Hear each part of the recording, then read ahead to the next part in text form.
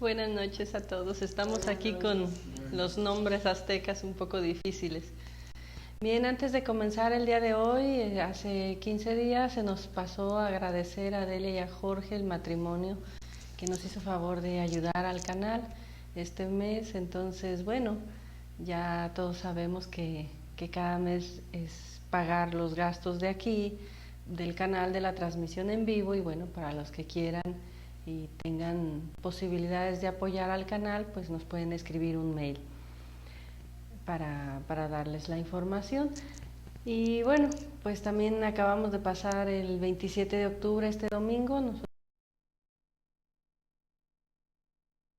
con los estudiantes de segunda cámara y bueno, contentos de recordar la vida y obra del maestro Samael, del cual, si nos da tiempo, vamos a hacer algunos comentarios al final de la conferencia, de la plática, que precisamente el maestro Samael nos habla en su libro Magia Crística Azteca, capítulo 15.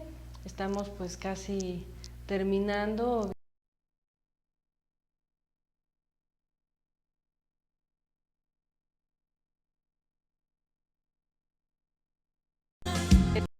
En una información, sino que bajemos ese conocimiento a nuestro corazón y sepamos el momento, el cómo y el cuándo aplicarlo. Además de que, bueno, estamos todos diariamente con los ejercicios, pues básicamente de los chakras, ¿verdad? Con sus diferencias y cada semana concentrados en uno de los chakras. Pues el día de hoy vamos a entrar a lo que sería el panteón, es el panteón azteca. Realmente el maestro aquí nos menciona muy poquito sobre los dioses aztecas, toda esa cosmogonía maravillosa que ustedes saben que es realmente muy simbólica. En cuanto tengamos también la oportunidad, vamos a prepararles un poquito sobre los símbolos y la enseñanza psicológica que podemos aplicar de la cosmogonía azteca. Es muy hermosa, ¿no? Pero claro, hay que detenerse en solamente el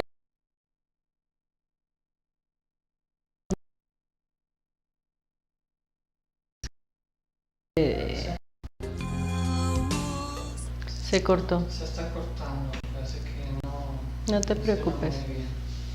Ese era el internet, ¿no? Pero bueno. Sí. Por estar distraídos. ¿Listo? Sí, ya está. ¿Ya? Bueno, entonces vamos a... Decíamos, no sé hasta dónde se pudo... Si hay algo que repetir. No, ¿Eh? Fue uno solo. Ah, ok. Entonces, bueno, estamos ya listos. Está un poquito fallando la transmisión. Si ustedes ven que hay alguna cosa, pues lo ponen por el chat, por favor. Entonces decíamos, vamos a leer el panteón azteca, en este caso los dioses que el maestro nos menciona, más o menos 4 o 5. Y empezamos con Xiuhtecutli. Dice, en el plano causal es el libro de los recuerdos de Dios. El plano causal ya nosotros lo hemos estudiado un poquito en lo que son los 10 sefirotes y bueno, todo lo relacionado, ¿verdad?, a ese mundo de las leyes en el plano causal.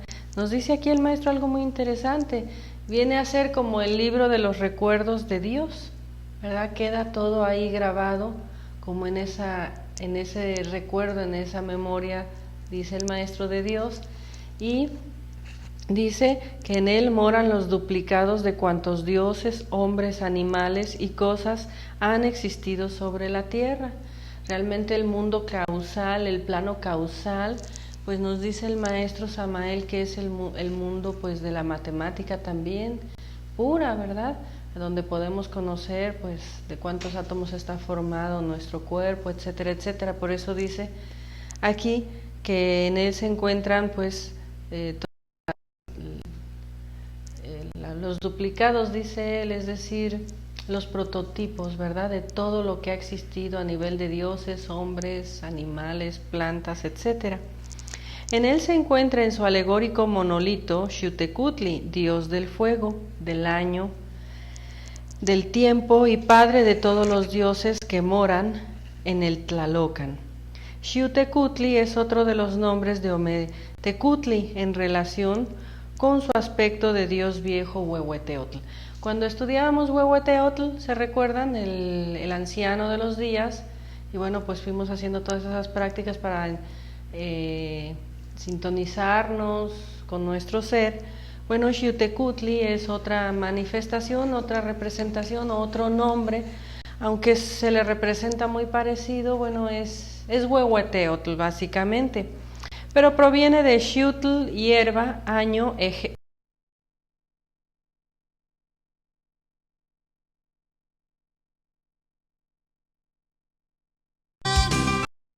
Simbólico. Dice, los nahuas lo representaban con laboriosa corona de vistosos colores, faldín de borlas de quetzalí, plumas en forma de llamas de fuego, orejeras de turquesas, en la espalda dragón de plumas de quetzalí o quetzali y caracoles marinos. En la mano izquierda escudo de oro con una cruz calchihuitl en el centro, en la mano derecha cetro con un disco agujereado en el centro y con dos globos encima. El agujero en el centro del disco simboliza que Dios derrama su fuego en la tierra a través del sol. Es un símbolo maravilloso de vida también, ¿no? En otra representación de Xiuhtecutli, la doble cara sale del agua. La Tierra está en el centro del universo y a su alrededor la estrella Venus o la estrella de la tarde y la luna hacen su recorrido por los polvorientos caminos del cielo. Es decir, tiene muchas representaciones de acuerdo a cómo lo simbolizaban. En este caso, bueno, pues relacionado con Venus y con la luna. Venus, pues recordemos que es el lucero de la mañana, la primera estrella que se ve, ¿verdad? Muy relacionado a la iniciación venusta, al nacimiento del Cristo interno.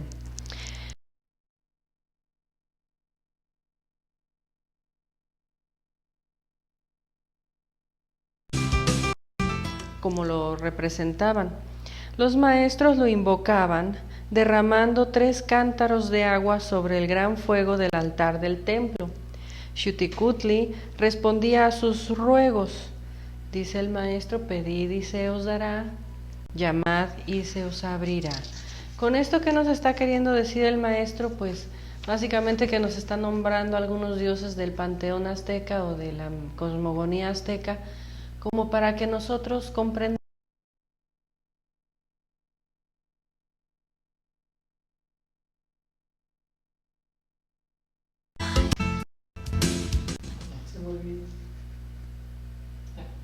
Bueno, con un poquito de paciencia, parece que va y viene, pero vamos a estar al pendiente. Entonces decíamos que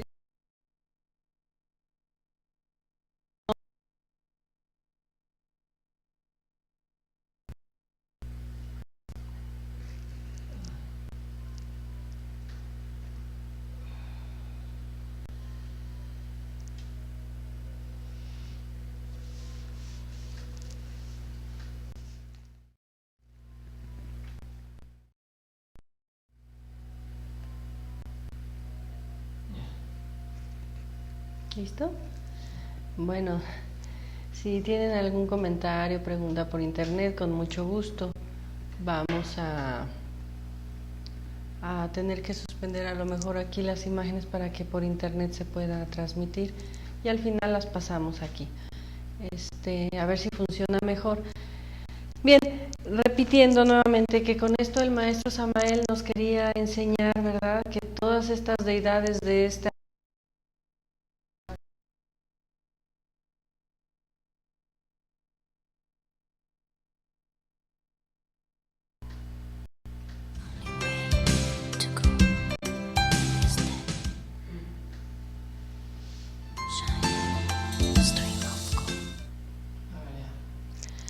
A ver si es el internet que está fallando, decíamos. No, bueno, repetimos. El maestro Samael quería seguramente en este capítulo hacernos conciencia de que todas estas representaciones simbólicas que provienen obviamente de lo que es ese mundo causal, bueno, a llamadas dioses aztecas, que realmente la palabra dioses ustedes saben que fue algo que se les nombró después, cuando se llegó con la llegada de la conquista. Bueno, como no había algo con qué traducir, se le puso el nombre de dioses y se creyó que ellos tienen muchos dioses. o que era una religión politeísta, y realmente toda religión es politeísta. ¿Por qué? Pues porque tiene aquellos símbolos de atributos, potestades, como por ejemplo en la religión cristiana católica se mencionan ángeles, potestades, tronos, serafines, arcángeles, ¿no? Y claro, bueno, en la cosmogonía azteca hay algo parecido, son manifestaciones, decíamos, de seres, ¿verdad?, que tienen esos prototipos, vamos a decirlo así, en ese mundo causal, y que puede ser invocado, y decíamos que más adelante lo va a explicar el maestro, pues con la comprensión de que son regentes, son leyes, son símbolos, pero que forman parte de esa energía que también nos rige y que pueden ser invocados para pedir ayuda. En este caso el maestro pues nos recuerda incluso los aztecas cómo pedían esa ayuda. En el caso de los pueblos aztecas, pues decíamos, encendían ese fuego, y en ese enorme fuego en el altar ellos pues invocaban a Xiuhtecutli con tres, ¿verdad?, vasijas de agua que vertían sobre ese fuego, y nos dice el maestro: pedid y se os dará, llamad.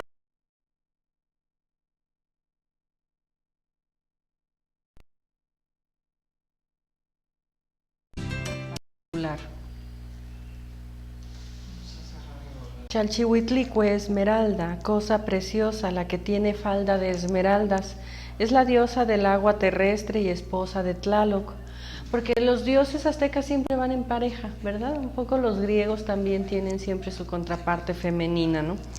Los nahuas la representaban joven y hermosa, con tiara de oro, en agua y manto con borlas de quetzalí. En el jeroglífico que adorna su falda, en la cara interna superior de los muslos, aparece una preciosa ninfa de bífida lengua, símbolo de luz, una ninfa con la lengua doble, ¿verdad? Ya sabemos, símbolo de luz, de transmutación, etcétera. Es diosa de las aguas o del agua, ¿no? Los maestros la invocaban en el verano, cuando los ríos se secaban por la sequía. Sobre el altar del templo ponían un montón de sal marina y devotamente impetraban su auxilio. Después el maestro iba al seco lecho de algún río cercano y con el bastón mágico en éxtasis abría dos pequeños hoyos que previamente puestos uno junto al otro, y los llenaba con cobre líquido que previamente habían derretido los adeptos. El maestro repetía la invocación y con sus manos ampliaba uno de estos hoyos.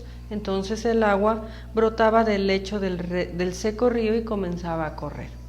Pues estamos hablando de épocas que nosotros ya hemos olvidado, ¿no? Ya que podríamos hablar de la época de oro, de la edad de oro, o sea, cuando el hombre, pues se dice, hablaba con Dios, tenía sus facultades despiertas, era rey de la creación, etcétera, etcétera, ¿verdad?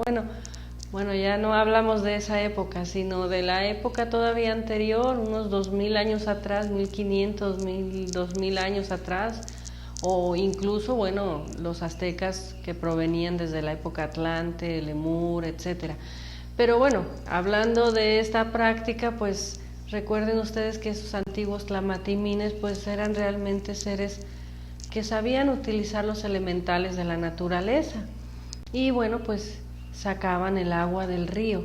Ahora la diosa Chalchihuitlicue, realmente pues siendo representación del agua, pues siempre nosotros sabemos internamente que podemos invocarle para la ayuda de la misma transmutación, porque si ella maneja las aguas, ¿verdad?, pues nosotros estamos hechos de agua y las energías creadoras son líquidas también. Si tienen alguna duda o algún comentario, con el mayor de los gustos, también por internet. Tenemos a Tlaloc, dios de la lluvia. Significa Tlali, tierra, y Octli, vino, el vino que bebe la tierra. Tlaloc.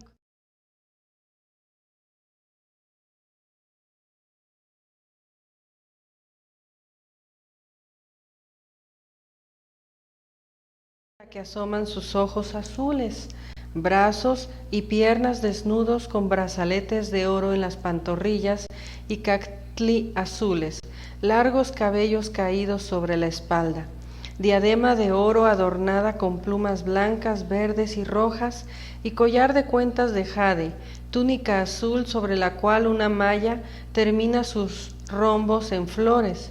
En la mano izquierda, escudo azul sobre el que se abren los 4 pétalos de una hermosa flor roja. En la mano derecha, los símbolos del granizo y del rayo en oro, pintados de rojo. A ambos lados, 2 vasos de patas azules simbolizando al agua y a la luna. Dios del agua, de la lluvia, de la luna. Relacionado a la luna, ¿verdad? A la maternidad. Dice, este Dios tenía adoratorios en el templo mayor y en las cumbres de las altas montañas del valle de Tenochtitlan. Nunca faltó el fuego en sus altares. Los maestros lo invocaban para agradecerle la abundancia de las cosechas, para pedirle lluvia en las grandes sequías o para que deshiciera las nubes de granizo. En las grandes tempestades, usted también, si lo desea, puede invocarlo, mas debe hacerlo con fe y reverencia, ¿verdad? El agua, la tempestad, siempre gobernada por Tlaloc, ¿no? Realmente son dioses, vamos a llamarlo así, pues que pueden ser invocados, son fuerzas de la creación misma. Y si no es el nombre correcto de llamarlos dioses, ¿cómo se les debería de nombrar? Bueno, es que así se les llama, ¿no? Porque como que así ya quedó el recuerdo, pero pueden ser devas. Los devas eran los mismos dioses hindúes, o, ¿verdad? Pues son seres que realmente pues se encarnaron, o sea, es como Quetzalcóatl, ¿no? Quetzalcóatl tiene también una denominación de hombre, un hombre que vivió, que nació en el año, ¿verdad? Seacatl, Topiltzin, Quetzalcóatl, todos sabemos esa historia, pues en nuestra escuela por lo menos, que nació en el año creo que 13 caña o algo así, y bueno, un hombre que encarnó la fuerza de Quetzalcóatl, vamos a decirlo así, por eso se dice que es el Cristo mexicano, ¿no? Entonces, claro, existió un Tlaloc, pues también que encarnó la fuerza y bueno, que rige, vamos a decir, pues como ustedes lo sientan, ¿no? Son como ángeles, como arcángeles, etcétera, etcétera, dentro de lo que es la cosmogonía azteca. Sí. Bien, dice, Ejecatl, dios del aire, del viento, de la noche, deidad invisible e impalpable. Los nahuas lo representaban con la máscara de la muerte y cráneo enormemente grande o desnudo.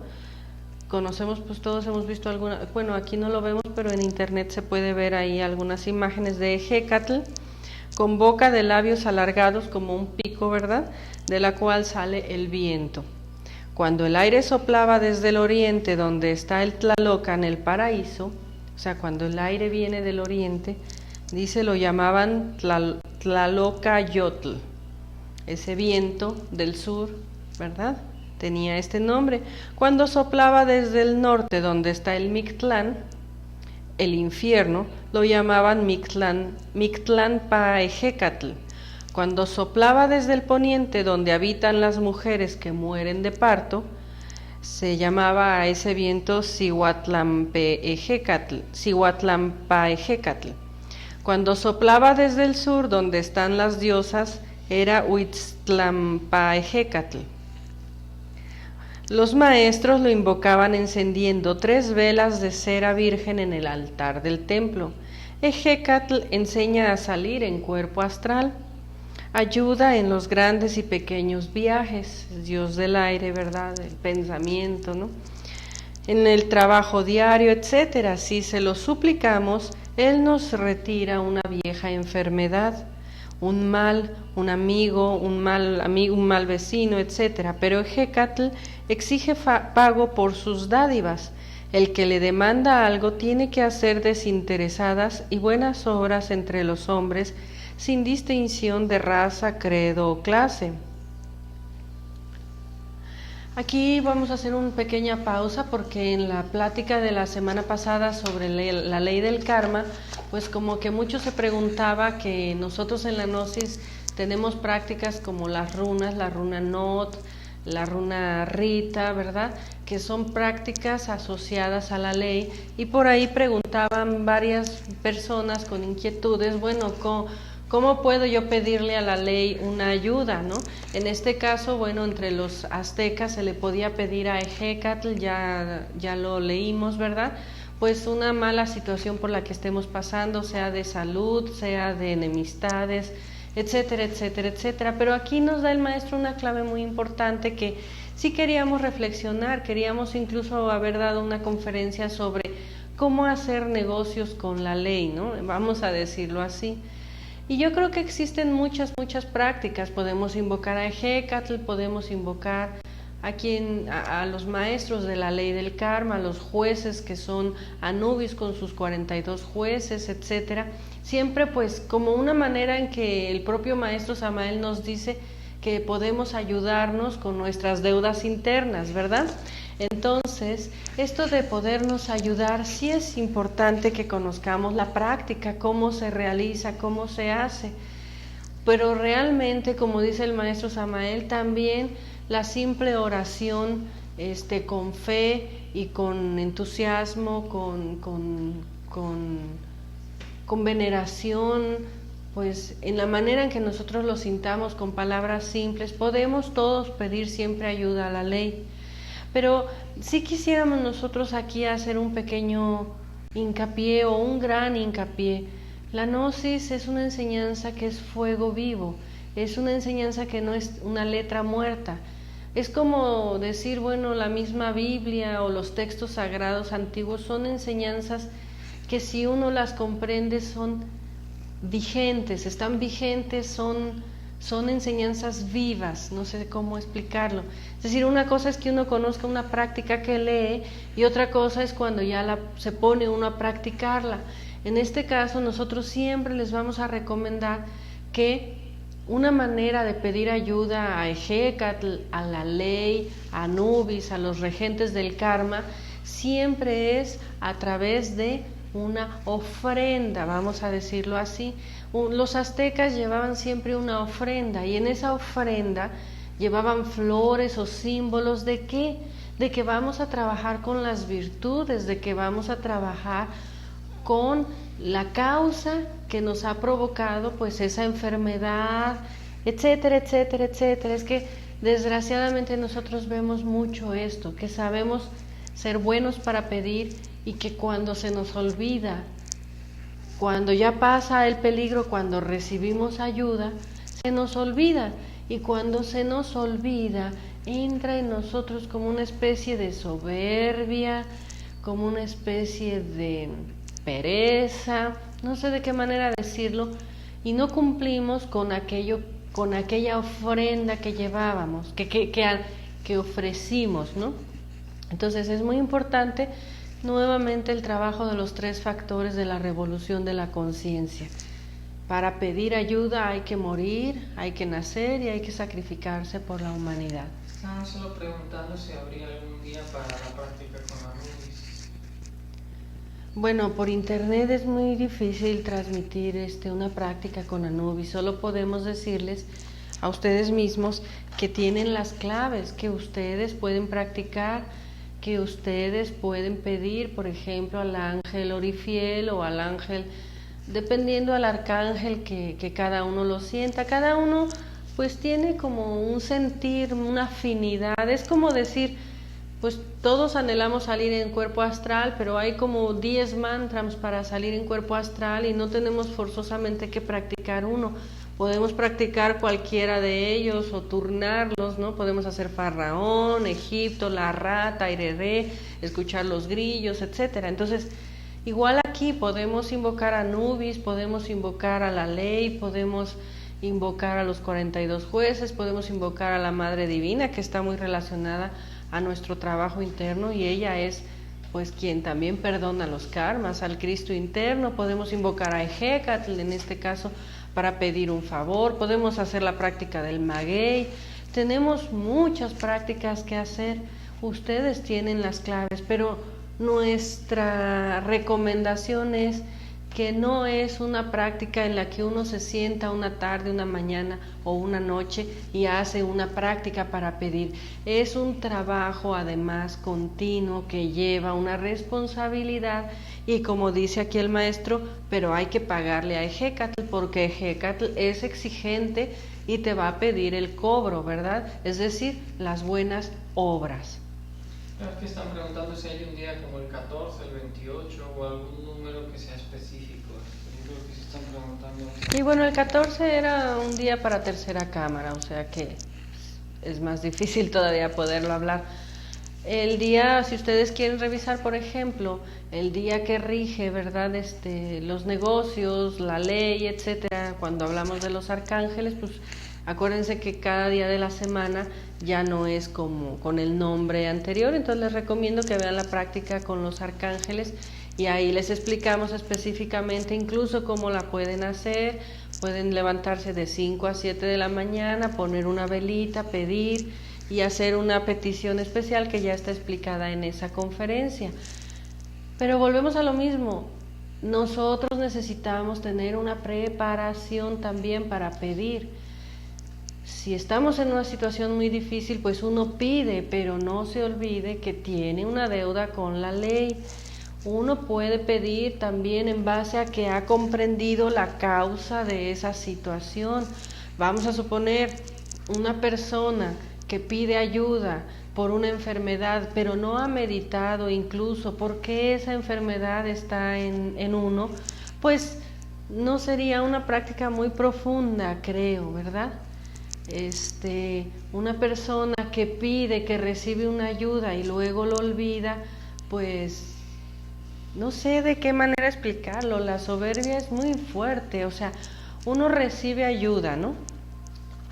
Siempre. ¿A través de quién? Pues de nosotros mismos, porque cuántas veces no lo hemos dicho así, ¿verdad? Esta persona fue mi ángel, ¿no? O de repente tú estás sintiendo una cosa y alguien te hace una llamada y te dice unas palabras específicas que tú dices, ella ni sabe, esa persona ni se entera, pero fue como para mí una señal porque me ha dicho justo algo que yo estaba esperando saber, ¿no? O como una señal, como una clave, ¿no? Pero como que cuando las cosas nos van bien, queridos amigos, es difícil que realmente la soberbia, el olvido, la pereza, la ingratitud no lleguen a nosotros, ¿verdad? Y por eso decimos que hay que ser coherentes, no podemos ser gratos con la divinidad si, pues, no somos gratos con quienes nos rodean, ¿verdad?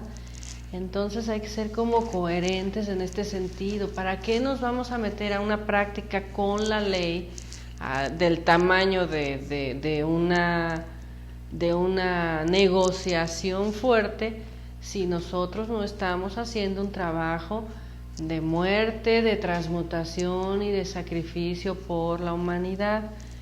Si pedimos de acuerdo a la petición, hay que dar, ¿verdad? Hay que dar, de acuerdo al sapo se dice es la pedrada, ¿verdad? Es decir, el tamaño de lo que pido es muy grande, pues por favor no vayamos a decir, ay, voy a dejar de comer dulces porque pedí curarme del cáncer, ¿verdad? Es que al tamaño de lo que pedimos es el tamaño de lo que tenemos que dar. Y entonces esto es lo que, independientemente que ustedes quieran hacer una práctica, pues que es factible, pues sepan que la ley va a cobrar y que uno puede engañar afuera, pero que adentro siempre uno no se puede engañar porque uno lleva ese Kaom interior, ¿verdad? En algún retiro pues hemos hecho algunas prácticas, por ejemplo de curación, etcétera, y bien cierto sabemos, y quienes asistieron lo saben, y quienes lo conocen lo saben, que han sido prácticas fuertes y que la ayuda llega, pero también el precio llega, ¿verdad? Y bueno, con la ley no se juega, simple y sencillamente. No, si no hemos meditado en nuestros defectos, pues hay que pedir con humildad, ¿verdad? Hay que pedir con mucha humildad y siempre pagarle a Ejecatl. No sé si hay alguna otra pregunta o alguna. ¿Sí? Bien.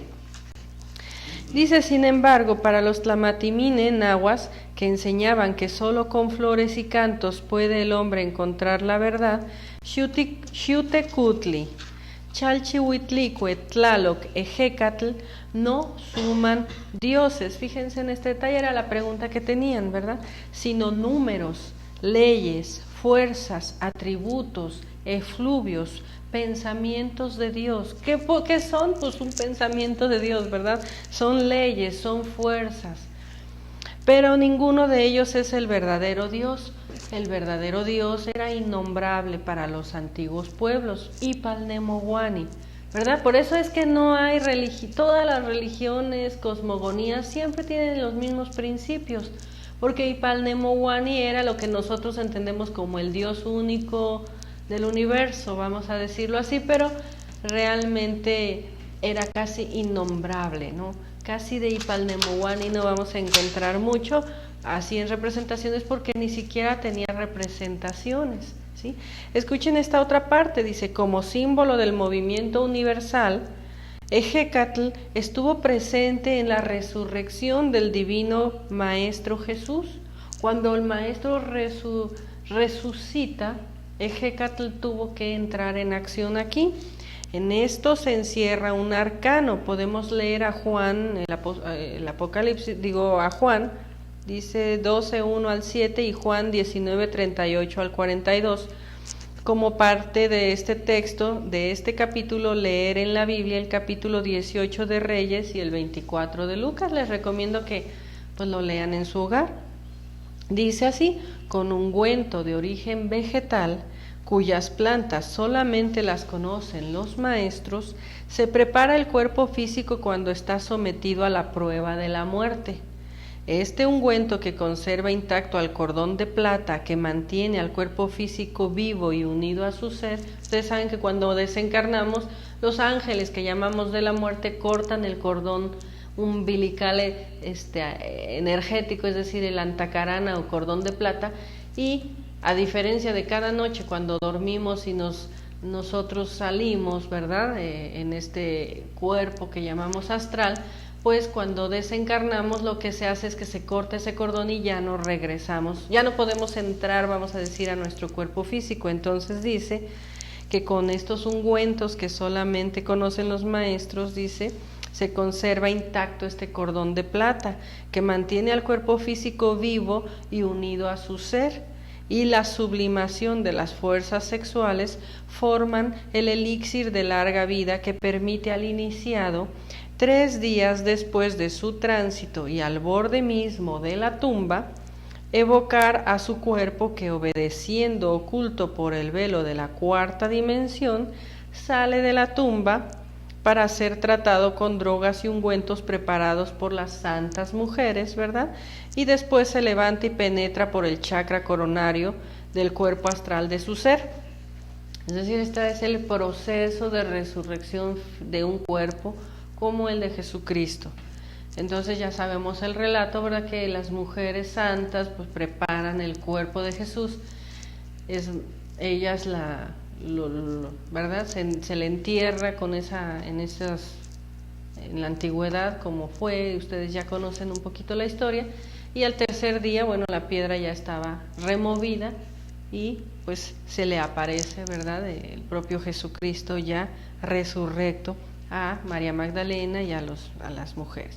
Hemos dicho que los maestros que renuncian a la dicha inefable del absoluto aparentemente mueren, pero en verdad no mueren.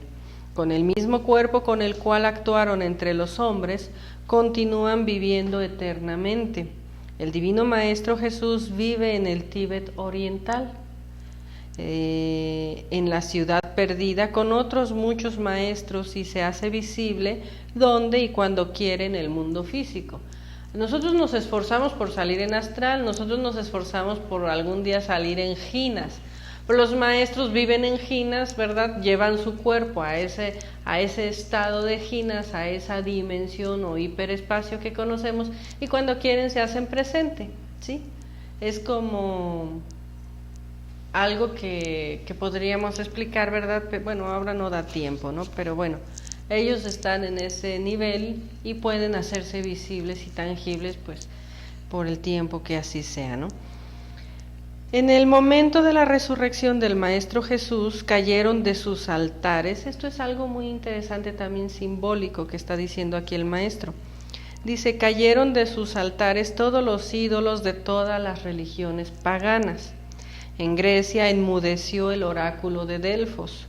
En las cavernas submarinas de la isla de Creta encontraron muerto al Minotauro, cuyos sacerdotes mañosamente le entregaban vestales para que se alimentara con ellas, y muertos nacieron los ritos místicos guerreros de los Tenochtitl, en los que arrancaban los corazones a los prisioneros de guerra para ofrecerlos en holocausto a Huitzilopochtli. Es decir, que con la resurrección del Cristo, del Maestro Jesús, vamos a decir así, con la resurrección de Jesús, en ese proceso donde intervino Ejecatl, cayeron los ídolos, murió el Minotauro, se dejó de venerar falsos símbolos o ídolos, simbólicamente hablando. A mí me parece que esto, bueno, pues es algo histórico, ¿no? Pero también es algo interno, ¿no? Porque con la resurrección del Cristo dentro del proceso del mismo Jesús, pues realmente eso es lo que sucede, ¿verdad? Caen los falsos ídolos. ¿Cuáles son los falsos ídolos? Los egos. Pues los egos, el materialismo, ¿no? Como en la época de Moisés, sí, que se adoraba al becerro de oro, se dice, ¿no? Y bueno, aunque eso es otro símbolo también que tiene doble significado, pero los falsos ídolos son como el materialismo, ¿no? El Minotauro, pues es el ego que se está comiendo toda nuestra esencia. De verdad es increíble cómo el ego nos puede despilfarrar la energía, ¿no? Pasa 1, 2, 3 días en procesos de pedir la muerte de un ego, y cuando estás queriendo salir te das cuenta que toda la energía pues se la consumió, ¿verdad? Un defecto o el trabajo con un defecto, en el caso de que estás trabajando con él. En el caso de que ni siquiera estamos trabajando con un defecto, bueno, pues somos como, ahora sí que como, sí, ¿no? Como la vaca a la que se le está sacando la leche, ¿no? Es decir, nuestra energía pues es así, ¿no? Y bueno, se quitaron, dice, también las falsas ofrendas, ¿no? Que era pues en su época, ya cuando los aztecas llegaron a aspectos de decadencia, y donde se dice que realmente pues llegaron a hacer sacrificios humanos, ¿no? Pero también recuerden que ese es un símbolo en sus orígenes, que luego se vuelve a la letra muerta como todo. Por eso para nosotros un día como el domingo 27 de octubre pues no puede pasar por alto ni inadvertido, porque recordamos la encarnación del ser del Maestro Samael. Y bueno, les platicábamos un poquito en forma así muy rápida a los estudiantes que en realidad nosotros poco sabemos de la vida y obra del Maestro Samael, pero en un breve relato de aquellos que lo conocieron en sus épocas, pues se puede dar uno cuenta de todos los esfuerzos con los que nace esta enseñanza. Hoy la tenemos pues muy fácil, vamos a decir así, pero realmente el Maestro Samael, pues como se decía, escribió su libro Matrimonio Perfecto, que fue pues entregar como, vamos a decir, de entrada lo que es la alquimia a la humanidad, y por esta causa pues fue cancelado, fue de muchas maneras amenazado de muerte. Y bueno, él escribió su libro pues como dicen en el suelo, en la pobreza más extrema, en una caja de verduras o así de estas, terminó de escribir el libro. Y realmente fue uno de sus discípulos quienes, teniendo la posibilidad económica, pues ayudó a esta obra, la levantaron, vamos a decir, a nivel material, ¿sí? El apoyo que el maestro recibió, pero realmente pues el maestro comenzó pues de cero, luego salió de su país natal, Colombia, pues huyendo, vamos a decirlo así, ya de las persecuciones tan fuertes que hubo en su época. Luego llegó a El Salvador, luego vino a México. En México pues también le tocó empezar de cero, ¿verdad? Empezar en una colonia muy humilde. Y bueno, esa fue la vida del maestro. Realmente, cuando él empieza a dictar sus libros y a decir que su obra era para todos, bueno, pues empieza ya, vamos a decir, a venderse los libros del maestro Samael. Él no recibía más que la caridad de los impresores, en todo caso, quienes sí parece ser que pues amasaron buenas fortunas, ¿no? Pero el maestro Samael en ese libro de Voluntad Cristo pues lo aclara muy bien, ¿no? Dice, tus hijos tienen hambre, oh Buda, te han ofrecido dinero por tu saber, lo has rechazado, oh Buda, has pasado tu iniciación, ¿verdad? Entonces, la vida del maestro Samael, como la vida de los grandes seres, no es una vida fácil ni de juzgar, ni de comprender, ni de entender. En su vida, en su aspecto humano, bueno, pues claro que como cualquier ser humano, la característica del maestro es que siempre dijo, yo soy un bodhisattva caído, pero me he de levantar. Y cuando se levantó un 27 de octubre dijo, me levanté, ¿verdad? Como se levantó Jesús, como se levantaron los grandes seres. Y como desgraciadamente a nosotros eso como que nos da mucho miedo, nosotros no podemos entender que un ser humano caído, vamos a decir, como cualquiera de nosotros se pueda levantar. Y sin embargo, al rechazar esta idea, lo único que hacemos es quitarnos la esperanza de nosotros mismos levantarnos, ¿verdad? La oportunidad. Por eso es que cuando un gran ser trae una enseñanza, pues trae una revolución muy, muy grande. Y cuando ese gran ser se levanta, la entrega y pasan los años y empieza esa enseñanza a desvirtuarse, pues viene otro gran ser, ¿verdad? Como dice Shiva y Vishnu entre los orientales, ¿verdad? Yo me reencarno cada vez que se hace necesario reencarnarme, ¿no? Para volver a recordar el mensaje, vamos a decir así, a la humanidad. Entonces el maestro Samael, bueno, pues realmente es digno para nosotros de homenaje, de gratitud, porque en base a mucho esfuerzo realmente trajo esta enseñanza. Como decíamos, fueron los últimos años ya donde puede decirse que se levantó el movimiento gnóstico, se incluyó ya una organización, se crearon estatutos, formas, etcétera, para poder entregar esta enseñanza. Y a partir de ahí, bueno, pues sálvese quien pueda, ¿no? Porque todos queremos imitar al maestro, que a lo mejor en su último congreso pues viajó en un jet privado. Todos quisiéramos ponernos a la altura de un maestro que pues entregó una enseñanza, que escribió sus libros, que fue un avatara, que fue un gurú, que fue quien fue, ¿verdad? A todos nos gusta la cuestión mágica, como lo dice el propio maestro. A todos nos encantaría encontrar a nuestro ser, llamarnos de una manera o de otra. Todos queremos imitar esa parte, a lo mejor, y bueno, a lo mejor con buenas intenciones, nadie lo niega, pero como alguien alguna vez nos platicaba, son muy pocos y quizás ni siquiera están públicamente los que quieren imitar al maestro en sus inicios, ¿verdad? Entonces, queridos pues amigos que nos ven por internet, realmente yo y mi esposo Gabriel pues siempre queremos en un 27 de octubre pues recordarles que no se nos olvide que la imitación al Cristo, la única manera es imitar al Cristo, ¿verdad?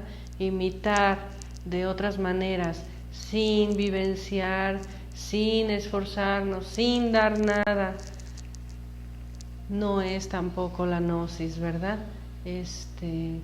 Se necesita pasar pues por muchas situaciones para comprender muchas otras más, ¿verdad?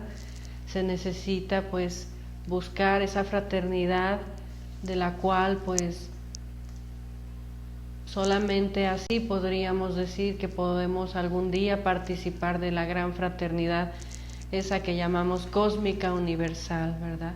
Que nuestra soberbia no nos haga creer que somos ya grandes, si hemos tenido posibilidades económicas, que nunca creamos que con dinero se compra esta enseñanza, porque incluso aquel discípulo que también fue un maestro, o lo nombró el maestro, lo reconoció como un maestro también, le dijo, ahí está, ¿verdad?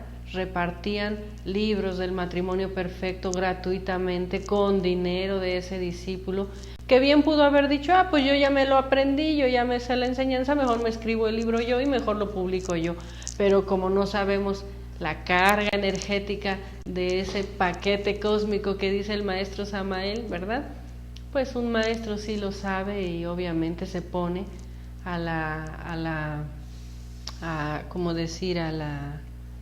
las órdenes, ¿verdad? De la logia blanca, de los maestros de la ley, y pues vivenciaban en aquellas épocas todo lo que eran esos mundos internos. Yo creo que a nosotros nos toca esforzarnos un poquito también por vivenciar esos mundos internos. No nos confundamos, el maestro Samael no fue un personaje como a veces lo quieren hacer parecer, ¿verdad? Que se hizo millonario con sus obras y todo. Por ahí hay un video incluso que todavía se puede ver, donde dice el maestro, con estos dedos, ¿verdad? Siempre voy a escribir la enseñanza, y cuando ya no pueda escribir con estos dedos, escribiré con los de los pies, ¿verdad? Pero que esta enseñanza se entregue, que esta enseñanza se dé, ¿verdad? Y por eso también hay que tener mucho respeto con las prácticas, con la gnosis como fuego vivo, ¿verdad? No mezclar, porque luego nos da mucho por mezclar, ¿verdad? Que si Reiki con gnosis, que si prácticas de Boy Scouts con la gnosis, que si psicología de la universidad con la gnosis, y terminamos haciendo una mezcla muy rara y no sabemos pues que realmente hay esa parte mágica, vamos a decir así, ritualística también, y que nosotros hoy por hoy hemos olvidado, ¿no? A todos estos personajes que en la antigüedad sabían manejar los elementales, ¿no? Cuando nosotros sepamos ya detener las tempestades, como dice el maestro, cuando nosotros hablemos directamente en los mundos internos, etcétera, bueno, pues estemos hablando de otras cosas, pero mucho cuidado con la mitomanía, el orgullo místico, la soberbia. Son defectos que nos pueden hacer caer muy fácilmente, de verdad, muy fácilmente nos engañan. Y bueno, pues todas estas prácticas que se dan en el libro de que estamos ahora estudiando son importantes. No sé si alguien tenga algo que decir. Hicimos un pequeño momento para recordar la vida y obra de aquel que nos transmitió la enseñanza, y que por parte nuestra, por lo menos, nuestra gratitud infinita, ¿verdad? Dice, ¿hay alguna duda? ¿No? Bien, práctica. Escoja una de las habitaciones de su casa. Claro, las casas son tan pequeñitas, ¿verdad? Que pues búsquese un huequito en su habitación por lo menos. Dice, o un lugar de su habitación en el cual coloque un escritorio pequeño o una mesa que le sirva de altar. Tener un pequeño altarcito en nuestro cuarto, sobre todo los casados, es muy agradable, es muy bonito, porque pues siempre nos va a recordar el trabajo interno, ¿no? Y donde a la luz de 2 velas de cera o parafina, a partir de hoy, estudiará devotamente los capítulos de este libro. Solo allí, después de una oración, invocará a los maestros cósmicos y les pedirá ayuda e inspiración. ¿Verdad? ¿Qué nos cuesta? Nosotros mismos, en nuestro hogar, en forma simple, pedir. Después dice de una oración, pedir a los maestros cósmicos, ¿verdad? Él los está llamando así por la pregunta también, dioses, maestros cósmicos, como quiera llamarse, ¿no? Siéntese en actitud meditativa y sienta que el fuego sagrado del Espíritu Santo sigue subiendo desde su chakra laringio hasta el portentoso chakra de la glándula pituitaria, el ojo del profeta situado en el entrecejo, es decir, aquí, ¿verdad? El tercer ojo que decía Lobsang Rampa, y pone, en el entrecejo, y enciende y pone en movimiento de izquierda a derecha a este loto bicolor de pétalos tan finos como saetas, en cuyo centro existe un pequeñísimo ombligo. Los chakras son puntos de conexión por los que fluye la energía divina de uno a otro de los cuerpos o vehículos del hombre. En el hombre no desenvuelto, los chakras brillan mortecinamente, pero en el iniciado se les ve brillar como refulgentes y diminutos soles girando sobre sí mismos. De hoy en adelante, durante sus periodos de meditación, concéntrese en este chakra del entrecejo, ¿verdad? Esta sería la práctica de la semana y bueno, pues ya estamos, ¿verdad? El día de hoy, pues con lo que nos corresponde de este estudio, el maestro, recuerden que nos dice al inicio de estas prácticas de este libro que si practicamos estas láminas, ¿verdad? O estos capítulos con fe y con constancia, pues tenemos que tener resultados, ¿sí? Entonces, bueno, pues dejarlo hasta aquí. No sé si hay alguna otra duda por internet. Solo decían el valor que tuvo el maestro para entregar un mensaje a la humanidad. El valor que tuvo para nosotros es, bueno, están diciendo por internet, no sé si se escuchó, el valor que tuvo el maestro Samael para entregar este mensaje, sí, así es. El valor que tuvo un Jesucristo, sí, así es. Dejar todo para dedicarse a esto es un gran valor. Creer que porque podemos hacer una vez le platicábamos a alguien por ahí que nos decía, bueno, yo puedo dar meditación porque ya vi cómo se arma una sala de meditar. Quien nos está escuchando sabe que no lo hacemos por criticar, sino por compartir entre todos una enseñanza, ¿no? Y nosotros le explicábamos, es que porque tú tengas un espacio y tengas un dinero para poner una sala de meditar, ten cuidado porque realmente no es que ya porque tengas la forma puedes dar el fondo, ¿no? Nosotros mismos pues sabemos que pues no somos nada y realmente estamos aquí por caridad divina, ¿no? Entonces creer que porque ya tenemos las cosas en la forma no nos hace misioneros de fondo o estudiantes de fondo, de segunda cámara o de cámara A o de cámara B. Lo único que nos va a hacer verdaderos gnósticos, vamos a decirlo así, es la práctica real y verdadera. Y en eso, como volvemos a repetir, la imitación al Cristo es la única imitación que nosotros pues podríamos aceptar o avalar, ¿no? Imitar al maestro Samael en lo más que podamos pues sería increíble, ¿no? Pero también hay que conocer su vida y su obra. No hay que irnos con la finta de que cuando él ya estuvo, vamos a decir, en sus últimos procesos, pues hasta en la televisión salía, y eso es maravilloso si se puede difundir la gnosis, ¿no? A lo que voy es a lo interno, ¿no? Se necesita valor, sí, para dar la enseñanza, y eso que ahora ya es muy conocida, ¿no?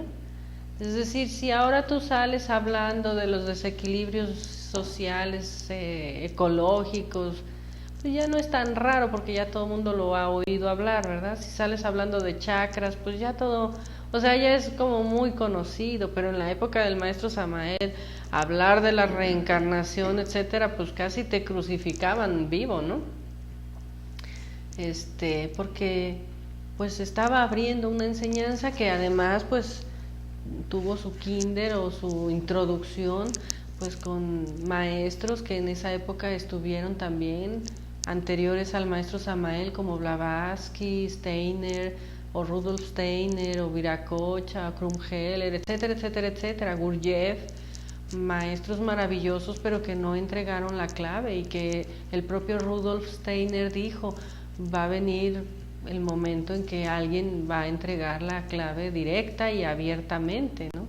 Y narran que cuando el maestro Samael estaba por sacar el libro de Matrimonio Perfecto, pues primero tenía muchos errores, vamos a decir, el libro, ¿no? Y aparte, bueno, pues algunos maestros no estaban tan de acuerdo en que se divulgara tan abiertamente el arcano, y entre los propios maestros, pues lo consultaron en los mundos internos y comprendieron que se necesitaba entregar así, ya abiertamente, ¿no? Errores de impresión, no de la enseñanza. Sí, errores de impresión, no de la enseñanza, el libro, ¿no? Entonces le decían al maestro, maestro, es que tiene errores, ¿cómo hacemos? Decía el maestro, pues déjalo de pasto para los intelectuales, dice, con estos errores muchos me van a juzgar y todo, pero pues el mensaje se tiene que dar. Al maestro le corría prisa desde el año 40 y tantos, 50 y tantos, desde esos años le corría prisa ya por entregar el mensaje, ¿no? Él decía, ya no hay tiempo. Imagínense, es que la obra no se realiza en un año, en 2 años. Quien decide este camino sabe que es una decisión de su vida, ¿no? Que ha decidido el rumbo de su vida, porque no nos confundamos, ¿no? Cuando vas a estudiar, que te abran los chakras, te los abren, dicen, y ya, ¿no? Aquí no, aquí estamos pues con la muerte del ego, ¿no? Y uno puede estar, a veces sentir que está picando piedra consigo mismo, ¿no? Y hay que seguir, ¿verdad? El ego nos gana muchas batallas, sí, personalmente, a veces uno se siente así, ¿no? Con ganas de decirle, maestro, ya no aguanto, ya no sé por dónde, ayúdame, ¿no? Entonces también eso les explicábamos, el maestro tiene un ser, es un maestro pues que llegó al nivel que llegó y que bueno, si ustedes lo invocan en los mundos internos, pues es nuestro gurú en esta época, ¿verdad? En el sentido de la ayuda con los 3 factores, ¿no? Es realmente algo que uno puede practicar también, ¿no? Personalmente sé que la fe no nació con el maestro Samael por la educación de la niñez, porque no lo conocíamos en nuestro hogar, sino que la chispa de fe que podamos tener en el maestro Samael nació con los años de misión, con la práctica de la muerte del ego que uno se da cuenta lo difícil que es, ¿verdad? Con la transmutación que nos enseña, etcétera, etcétera. Entonces la fe y la gratitud fue naciendo, ¿no? Y creo que para todos puede ser así también. Bueno, pues vamos a dejarlo hasta aquí, nos vemos el jueves, no se olviden, el jueves y a la misma hora los esperamos. Por hoy que pasen todos buenas noches y a practicar, ¿verdad? A no dejar de practicar. Buenas noches.